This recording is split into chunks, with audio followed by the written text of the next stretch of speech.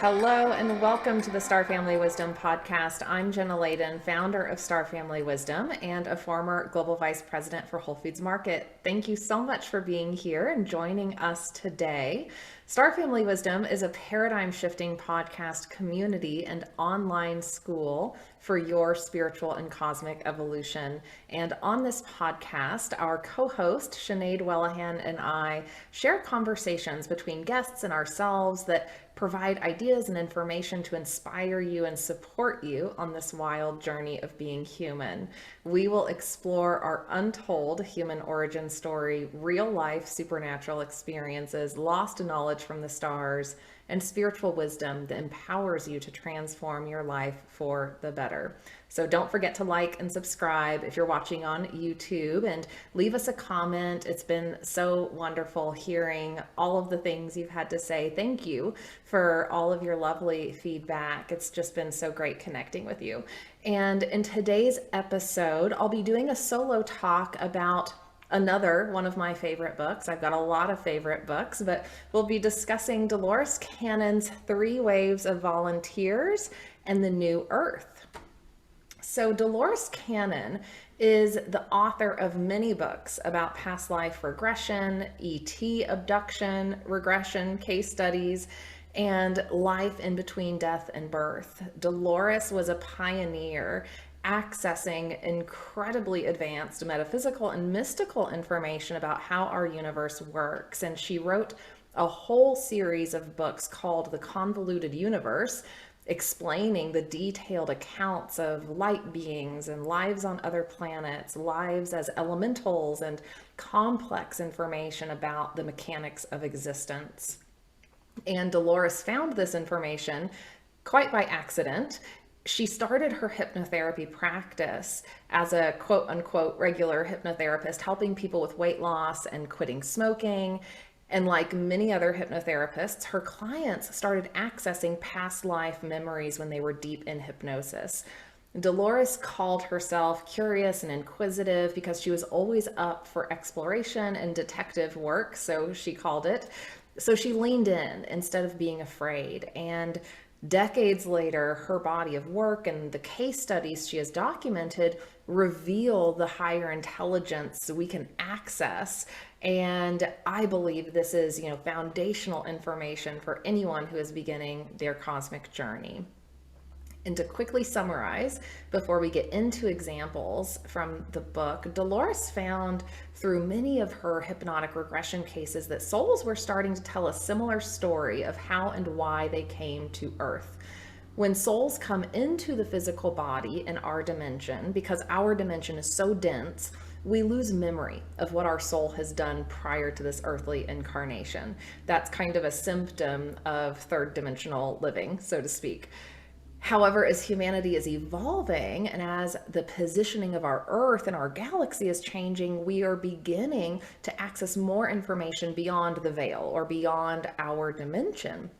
And humans are beginning to have a more multi-dimensional experience of reality. So what Dolores Cannon offers in this book is a summary of the findings and the story that is being told through her decades of past life regression cases. She begins by describing aspects of the information she has encountered through her decades of experience. And she's been told things like how the nature of energy works, that energy never dies, it just changes form, about how vibration and frequency determines the shape energy will take, and how we live in a multidimensional universe with each dimension occupying a different vibration or frequency. She talks about the journey of a soul and how, as souls incarnate in physical bodies, they're meant to experience life as a type of school, that we're here to grow and evolve as souls throughout our life experience, that's what it's all about. Another fundamental piece or foundational piece of information about how Dolores has stumbled upon her information is the role of the subconscious in regression. Dolores talks about how in her early cases, her clients would move into a deep state of trance or hypnosis and begin accessing past life memories. So reliving those experiences or seeing those experiences as an observer, which is what I've experienced as well in a regression, and how oftentimes accessing those memories helped resolve some unwanted pattern or illness or issue in the current life of the client. It's like imprints of prior life experiences are carrying over into the current life, causing problems. For instance, if a client happened to have a significant injury in a previous life, sometimes they might experience physical symptoms of illness or pain in the exact same spot as the previous life. So we have this connection that forms between lives sometimes. And once the information from the previous life has been accessed and the lesson has been learned, once we identify, kind of what that karmic story is, sometimes those physical issues might be alleviated. And this has been common throughout many, many, many regression cases. And in her work, she began discovering cases where not only did the client access a past life memory, but another part of this client or some other energy began speaking through the client because there was a discernible change in tone, voice, the way the information was coming out of the client. And she called this part of the client the subconscious, which she later understood as the client's higher self coming through. And once she learned how to talk directly to the subconscious, which we'll call it here, she was able to ask more clarifying questions about past lives or karmic issues, which proved to be really helpful for her clients. But after a while, the subconscious of her clients started providing additional information about the mechanics of existence, about metaphysics, about how our universe works. And she began even accessing really detailed information about our ancient history, uncovering hidden clues and missing pieces of our human story. And then things got even stranger in her work. So after a while, the answers from the subconscious of the client switched from being a more direct kind of third person dialogue to coming from a we.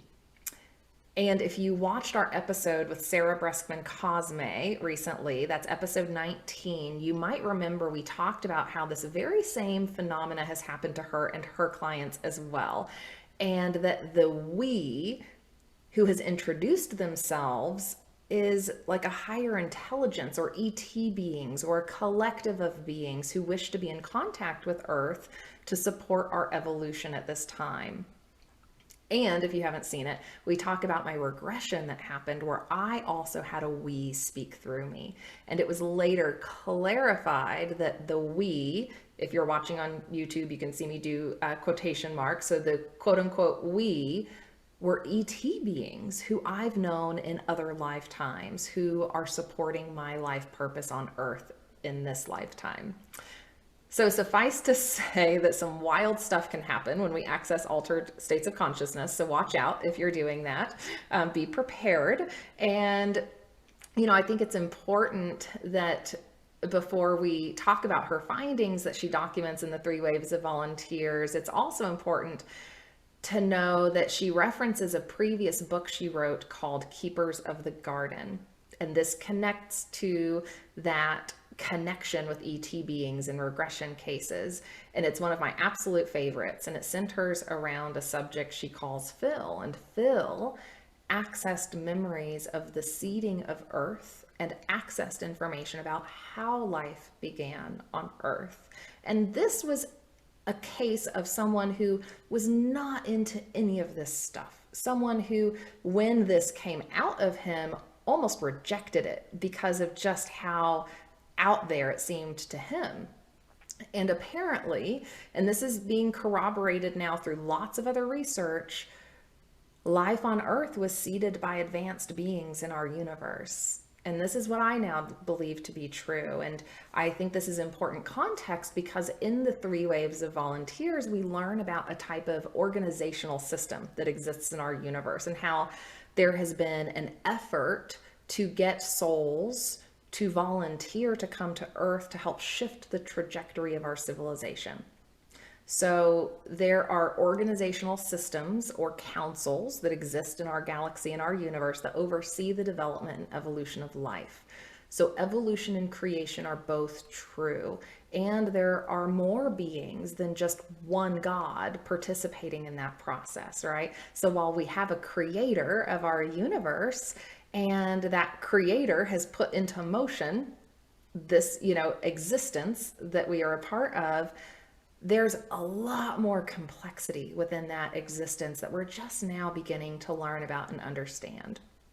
And in The Keepers of the Garden, Dolores learns that the Star Trek directive of non-interference between advanced civilizations and developing civilizations is very much real. And while our civilization has been evolving, we've made some choices that have made us a danger to ourselves and other civilizations. However, unless things got to a particularly egregious point, like an all-out nuclear war, these advanced beings, councils won't directly intervene. So this is, how she's laying the groundwork for you then beginning to read a lot of the actual regression cases that she documents. And she talks about how these advanced beings and councils want to allow evolution to occur naturally. So while there are seedings that take place and there is this effort to help civilizations and life advance in various ways around our universe, there is also a need for natural evolution to occur. So again, both are true. And there are instances where our choices may present such a danger to the continuation of life on our planet and others that interference may actually happen. So they talk about that there is a tipping point where there might come a point where they would just directly intervene to prevent a more egregious, disastrous type of situation, perhaps. And they actually talk about how life was developing really beautifully on our planet until an asteroid impacted Earth millions of years ago, introducing disease, which ultimately led to a certain level of dysfunction on our planet. So anyway, fast forward now to the 1940s, okay? And Earth civilization has almost made it out of their dark ages. And along comes World War II. And humans have learned how to split the atom, so now we have a big problem on our hands, right? Because splitting the atom means nuclear proliferation. And the councils and administrations overseeing the galaxy are not pleased because we have become a danger to ourselves and others now. However, the situation isn't egregious enough yet for direct interference, so a plan is devised. And here's where we get into Dolores's 3 waves of volunteers research. Through hundreds of case studies, Dolores hears a similar story emerging. All of a sudden, she's encountering all of these souls who are new to Earth. Souls who are advanced souls who have lived lives on other planets and who volunteered to come to Earth to help. Now, why would we be in a situation where there's an effort to get all of these souls to volunteer to come to Earth? Because if we continued down our path of nuclear proliferation, which we kind of have, but have luckily maintained, some level of peace, the entire planet would have to start over at some point because of our actions. So higher beings and councils have been observing our actions. And when we launched nuclear weapons in the 1940s, the galaxy took notice. And she talks about, and this is in multiple cases, that apparently all of the other civilizations are waiting with bated breath for what happens on Earth. Like, we're the biggest show on Milky Way galaxy TV. Like, they're watching what's happening on Earth and watching in an appalled way at times, right? Wanting to help us, but also knowing that they can't just show up because that might not actually help things at that time. So when the bombs drop in 1940s, our civilization is not headed down a great path, and the councils and the spiritual realms put out a call to the universe saying Earth needs help. We need souls to go down there and help out. I'm getting chills all over my body now as I say that. We need souls with advanced spiritual development and compassion and empathy to go infiltrate and teach and help humanity evolve differently. So, getting souls to incarnate in a human body is the loophole to the non interference policy. So, here we are.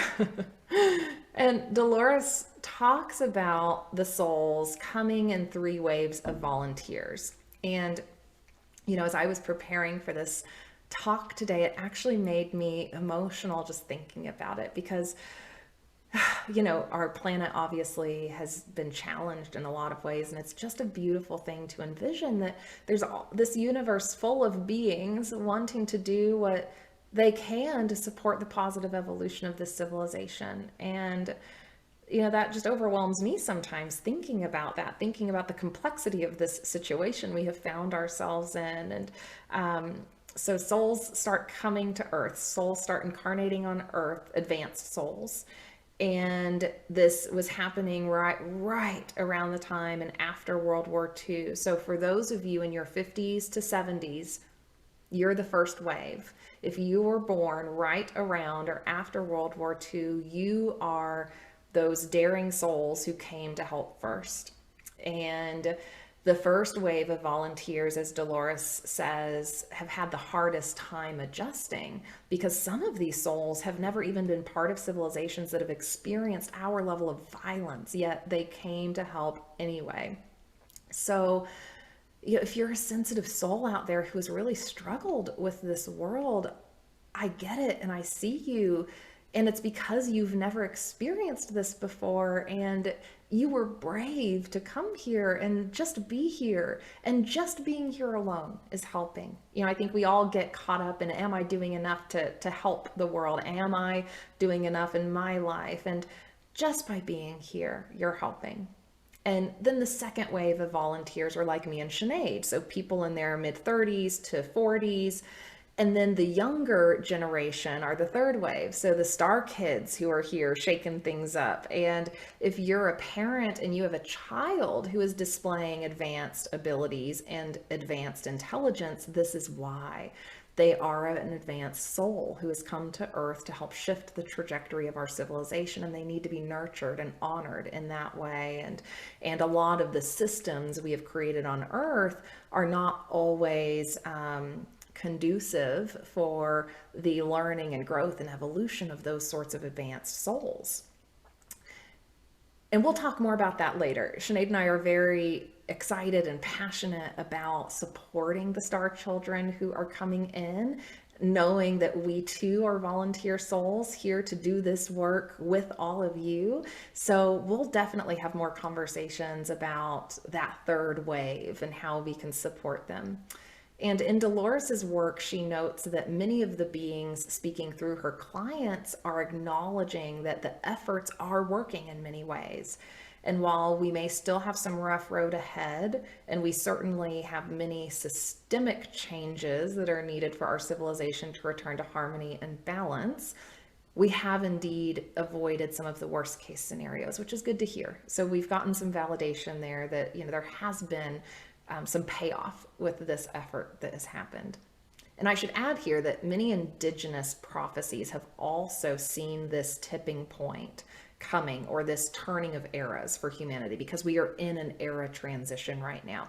They've seen the struggle that we're currently going through. So prophecies are seeing the future or seeing future probabilities. And that's what has been seen, that what we're going through right now has been anticipated, and that while we're doing a good job, with some of that transformation's difficult and it's massive on this scale in our world. And that sort of massive transformation does not come without loss and struggle. And it is ultimately how we all choose to engage in our own healing and transformation that determines how much of that struggle we avoid going forward. So again, this is one of those calls to action to focus on your own healing and ensure that you're doing all that you can to support yourself in your healing process, because that has a ripple effect out into the world. And one of the quotes in the book I love most is from the Council of Beings overseeing this effort. And they say that this effort had been tried once before and failed. And this was around the time of Jesus. So while Jesus made a tremendous mark on the world, Jesus was an advanced soul who came into Earth to help, right? To help shift the trajectory of the civilization. But his true teachings and wisdom were distorted in our modern times. And because that effort had failed once, they decided to, quote unquote, open the floodgates and stack the deck with as many advanced souls as possible, which I love. And that does seem to be the case. We've got a lot of advanced people on Earth doing really incredible things to change the systems that we were born into. And, this sort of situation with bringing in a lot of advanced souls to a planet like this also presents a tremendous amount of complexity in our current civilization. Because when we have such a wide variety of souls and soul experiences present on Earth, that creates, a level of challenge between people that is difficult to manage and integrate. And it's important that we all remember that we have a huge range of souls or soul levels on our planet, and a huge range of soul experiences on our planet. And one thing I see a lot is that it's very easy for advanced souls to get frustrated with the environment on Earth, or frustrated with other people. And while this planet is very challenging for many reasons, it is because of our advanced nature that we must remember compassion and empathy and really embody the spiritual teachings that are available to us, and zoom out to understand the big picture of why things are the way they are. And we have to remember that evolution is a process, and the type of transformation that our world is experiencing takes time.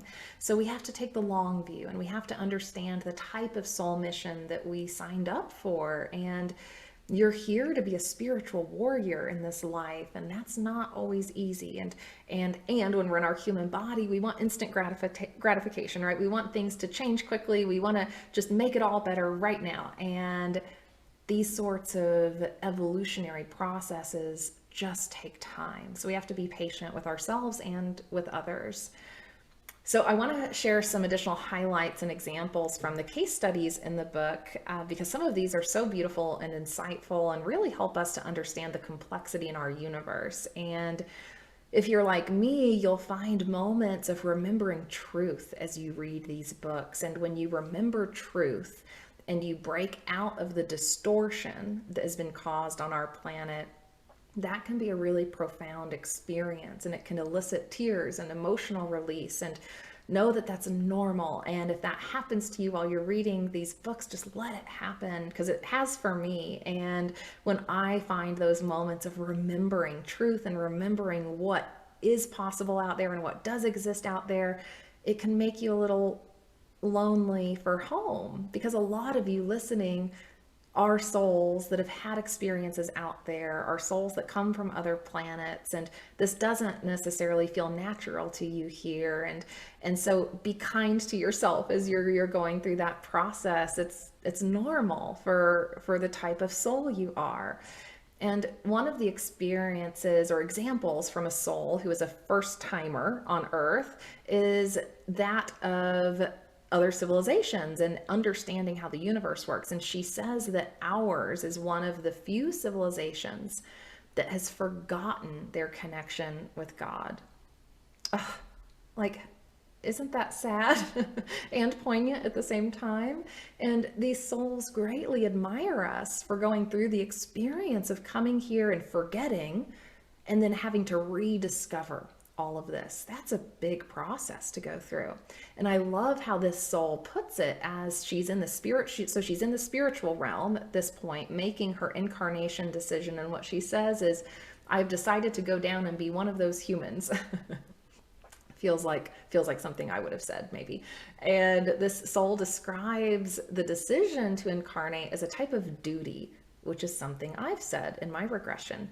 Something that is not forced or coerced, but something that's decided on as an act of will and as an act of service which is also what I said in my regression, that I want to be of service, that as souls, we want to do what is in service to the greater good, that ultimately at our core, that is our driving motivation as a soul.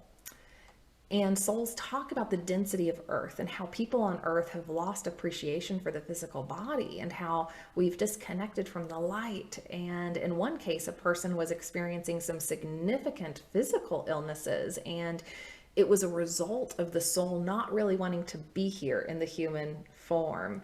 And at the subconscious level, the soul was just depressed about being here.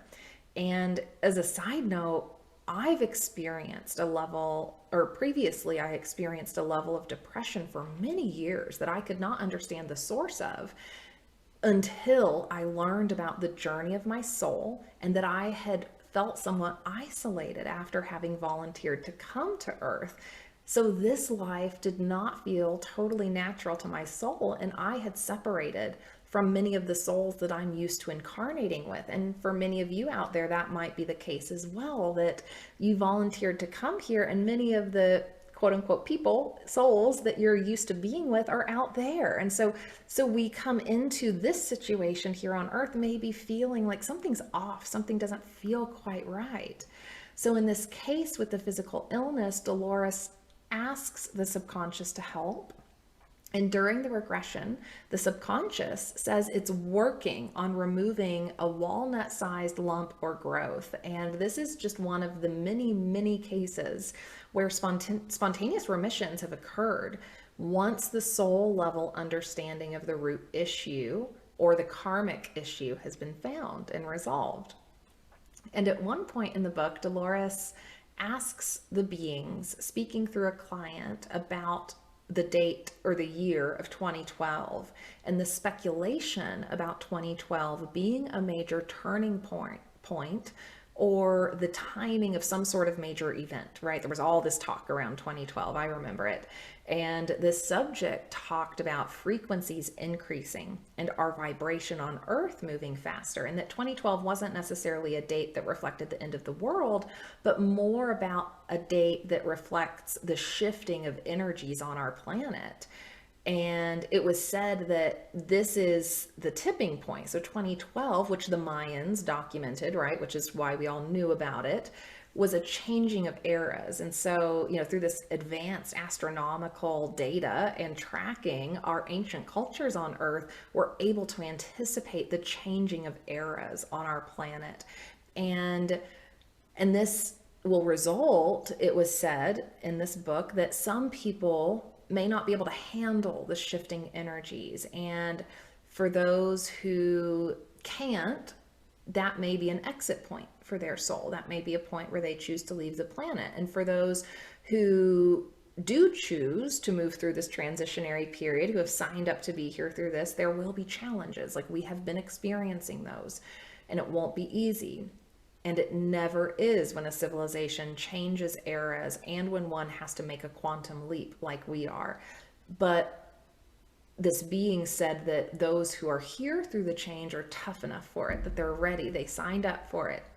So just know that what we're going through, we've all signed up for. This was part of the struggle through this transition of eras that we knew would happen and that we're gonna just have to continue to go through.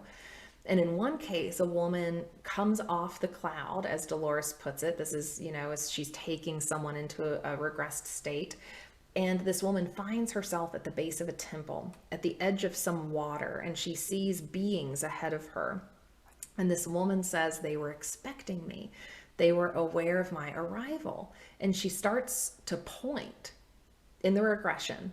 And this happens sometimes where someone's in such a deep state, they're having this experience and they're just living it, right? So they're pointing and doing all sorts of stuff. And so this woman says, or Dolores says, what are you pointing at? And she says, wow, it's a starbase, it's intergalactic. And Dolores asks her about her physical form.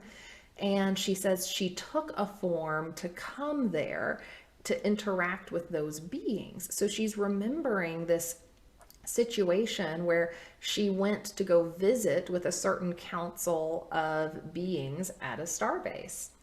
And at one point during this case, the woman talks about how certain planets have been destroyed in the past. And there's even some reference to like the asteroid belt in our solar system, and that there are efforts being taken to prevent that from happening again. And she goes on to talk about the travel that she did through portals and stargates. And even at one point, naming the stargate with a very specific identification number. And as the book progresses, we begin to hear from many cases about the plan for a new Earth. And it's described as a type of dimensional shift or change that occurs. So just like that case that talked about 2012 and this rising of energies and changing of frequencies occurring on Earth, throughout many of these cases, there is this discussion of this shift that's occurring. And there's discussion about how while this evolution is taking place, some humans will be evolving into a higher dimension and some humans won't. And it's described as a type of splitting almost that's occurring, where some people will experience like one version of Earth and others will experience a very different version of Earth, depending on their energetic frequency and the advancement of their soul, I guess. And many cases also describe the process of thought forms turning into matter, that consciousness directs the formation of matter. And this is a very basic tenet of manifestation and something I teach about in our Masters of Manifestation course. And it's described by many of these advanced souls. And in some cases, they describe how in a higher dimension, or when a being is operating at a faster vibration, their ability to manifest thought forms into matter is quicker and easier. So manifestation becomes a more instantaneous process rather than the very slow version of manifestation that we experience here on Earth. And as a side note, as a personal experiment, since I'm making my life an experiment for all of you to learn from, I've been actively working on raising my vibration over the last couple of years and healing through that, right? That is part of raising our vibration, is healing and shedding that negative, heavy energy we may have taken on. And as I've done some of that work, I'm noticing things are absolutely manifesting quicker. Like the things I'm focusing on are coming true in my environment quicker, good and bad. So that's something we have to be mindful of as we become kind of, I guess, a faster vibrational being. Whatever we focus on is going to manifest a little faster. So this might, be that side effect of some of the energetic changes also that our Earth is experiencing.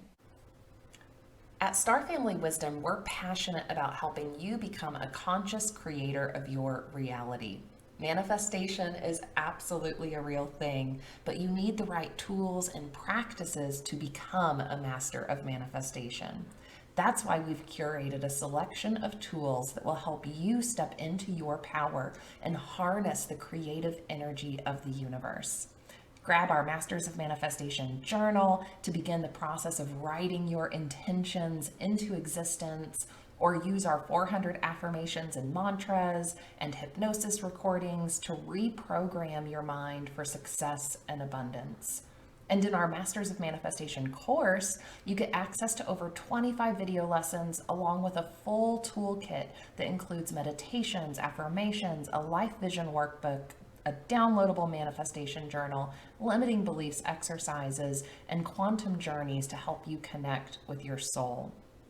And to help you get started, follow the links in the show notes to access the Masters of Manifestation course or any of our other manifestation tools, and use the code WELCOME at checkout to receive 25% off your first purchase.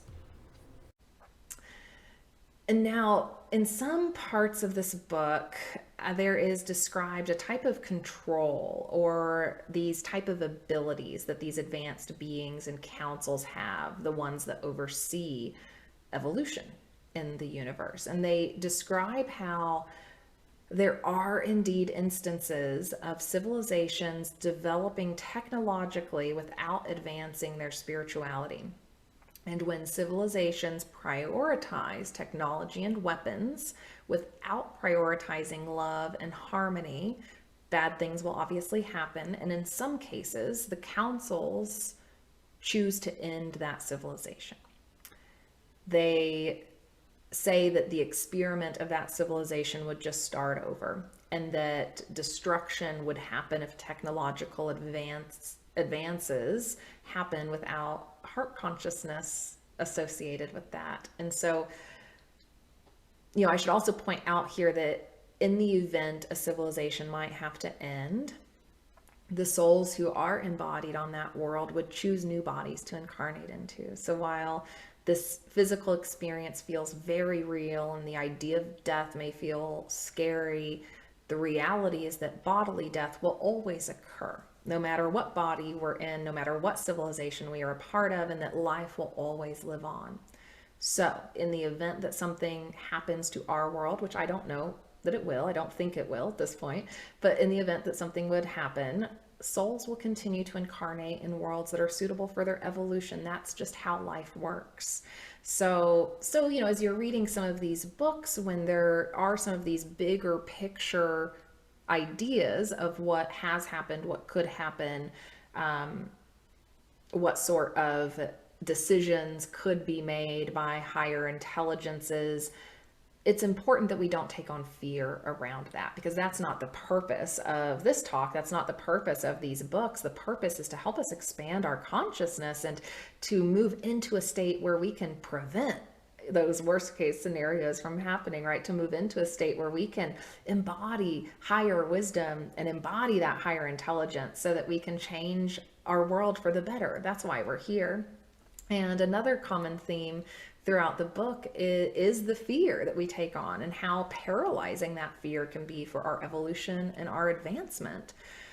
And it's no question that Earth, has been a troubled planet, and there certainly has been a lot of fear, and for a lot of good reasons. But we know now that fear can wreak havoc on our bodies and our minds, and that ultimately fear will prevent us from operating from a higher state of consciousness. When we're in a state of fear, we're operating from our primitive brain. We're not operating from our more evolved part of our brains. So understanding what fear does to us and actively working to get ourselves out of a place of fear is critically important for our ability to live a better life individually and collectively, and for us to advance in ways that will be really beautiful for us.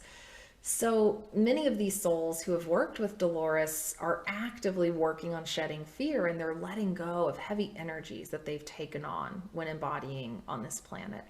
So the fact that you have been born here means you have taken on heavy energies that need to be released, that need to be removed. We've got lots of resources for you on starfamilywisdom.com. Go check that out. Lots of resources about mindset, about energy clearing, and how you can move energy, and get energy to move in your body, and how to let go of stuff that's heavy or traumatic, because that's the work we're here to do. And many of these advanced souls that Dolores writes about in this book are in contact with or have a connection with ET beings. And these souls are some of the souls who are being taken on ships or visited in the night or participating in the hybrid program, which you can learn about in our episode with Geraldine Orozco. And these souls are here to have an interdimensional experience. It's what they've signed up for, and to support the continuity of life for our civilization and other civilizations. And throughout this book and many other books by Dolores Cannon, we learn that the ET contact phenomena is part of our spiritual awakening, and that many souls have signed up to help in this awakening process, which has been hard. But a lot of souls are here to help us come out of our dark ages, right? To lead us out of the dark ages, to be pioneers, to help bring a different perspective and a different way of operating to Earth, to help us understand through, these contact, cases that are happening, that we're not alone. And a lot of that's been difficult. And I recognize that so many souls have had a very difficult journey here. And that's because we're in a position of being spiritual warriors at this time. And a lot of us forgot until we remembered. And the beautiful thing about that, through Dolores's work and the work of many other professionals like Linda Backman and Sarah Breskman-Cosme, is that we're able to remember now through past life regression, through the raising of our vibration, through actively working to make contact. We're able to remember who we really are and where we've been and why we came here and what we're supposed to be doing. And so for any of you out there who have been struggling, with this wild planet during this wild time, know that you're not alone. And you're here to be a spiritual warrior. You're here to help bring huge change to this planet and to be a pioneer. You're here to help bring us out of our dark ages and to help us all awaken to the truth of our reality and the truth that we're not alone. And if you're watching this, you most likely, I'm 95% sure you volunteered to come to Earth to help. And you should be so freaking proud of yourself for even being here. And even if it's been hard, you should be so proud of yourself for what you've done, and know that we're all in this together and that we're all in this existential fight for love to win. That's what we're here to do. We're here to shed the trauma and the violence and the negativity and to bring back to our civilization and our ways of being a heart-centered love consciousness, and to remember that we don't have to go down those dark paths. So you signed up for a hard mission, but a really important one. And I said in a talk at a workshop recently that if you're one of those people who is unsure of why you're here or even what your purpose is, because for a long time, I didn't even know what my purpose was. And there's a lot going on in the world, and it can be really overwhelming to figure out your place and what you're here to even do and what you're here to focus on. And if you're in that place and it feels, challenging to figure that out, the simplest thing I can offer that I hope is helpful is that you're here to light the world up with love. That's it. That's it. In your own unique way, in whatever way feels exciting and good to you, in whatever way feels healing and joyful, that's what you focus on. You don't focus on all of it. You don't focus on fixing everything. You focus on bringing love into the world in whatever way feels good to you. And one of my favorite ET teachers, Bashar, Sinead and I talk about Bashar a lot. Bashar says to follow your highest passion and excitement without attachment to the outcome. And if you do that, you'll be of service in the right way, and you'll be helping us all evolve in the way that we're meant to. So with that, thank you for being a volunteer on Earth at this time. And during my regression, the beings who spoke through me said the following, and I'll share it with you because I think it's for you too, now that I'm reflecting on it. They said, "You are doing a tremendous service, and we'll see you again soon."